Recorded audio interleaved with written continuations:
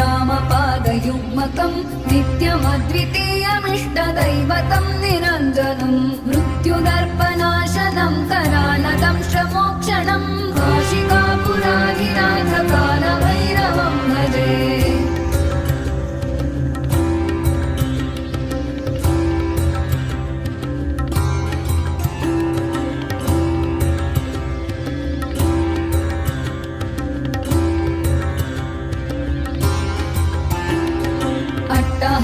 भिन्न पद्मजाण्डकोशसन्ततिं दृष्टिपातनष्टपापजालमुग्रशासनम् अष्टसिद्धिदायकं कपालमालिकाधरं काशिकापुराधिनाथकालभैरवं